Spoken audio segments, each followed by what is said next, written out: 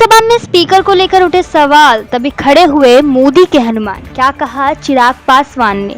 नमस्कार, मैं श्रेया और आप देख रहे देश दुनिया की तमाम बड़ी खबरें। लगातार दूसरी बार ओम बिरला के लोकसभा स्पीकर बनने पर केंद्रीय मंत्री और लोक जनशक्ति पार्टी के अध्यक्ष चिराग पासवान ने उन्हें बधाई दी। इस दौरान उन्होंने नेता प्रतिपक्ष राहुल गांधी को भी जवाब दिया।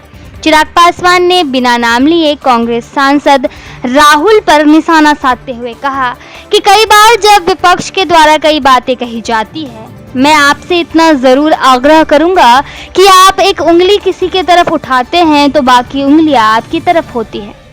जब आप सत्ता पक्ष से किसी एक आचरण की उम्मीद रखते हैं, वही उम्मीद हम लोग भी आपसे रखते हैं। चिराग ने आगे कहा, ऐसे कई राज्यों के उदाहरण हैं जिनका नाम मैं नहीं लेना चाहता, लेकिन जब आप स्पीकर और डिप्टी स्पीकर के पद की बात करते हैं तो कई राज्य ऐसे हैं जहां स्पीकर और डिप्टी स्पीकर का पद भी आपके ही पास है। वहां एनडीए का कोई घटक दल सरकार नहीं चला रहा है, विपक्ष के दल सरकार चला रही हैं वहां। ऐसे में इस उम्मीद के साथ अगले 5 साल आपका नेतृत्व मार्गदर्शन उतनी ही खूबसूरती से मिलता रहेगा जैसे पहले 5 सालों में मिला। चिराग पासवान का ये बयान राहुल गांधी और अखिलेश यादव के संबोधन के बाद था। चिराग पासवान ने अपने बयान में राहुल गांधी की उस उंगली का भी इशारा किया जिसमें उन्होंने सरकार से डिप्टी स्पीकर पद की मांग की थी। चिराग ने उसी संदर्भ में सदन में ये बात कही।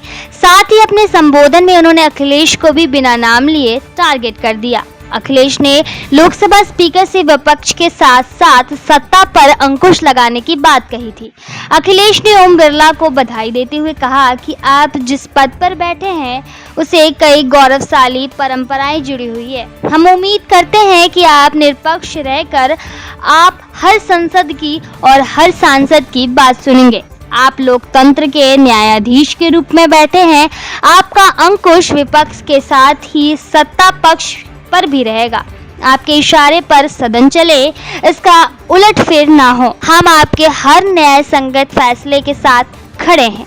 ओम बिरला के दोबारा स्पीकर चुने जाने पर चिराग पासवान ने कहा कि 18वीं लोकसभा में जिस तरीके से पुनः आपको ये जिम्मेदारी मिली है, हम सबका 17वीं लोकसभा का अपना एक अनुभव अलग है। उस वक्त जिस तरह से महिलाओं और युवाओं को ऐसे सांसद जो पहली बार चुनकर आए हैं, आपने उनको प्रोत्साहित करने का काम किया है। इस बार मेरी पार्टी में भी युवाओं और महिलाओं की तादाद है। उम्मीद रखता हूँ कि आप उनको भी इसी तरह से मौका देते रहेंगे।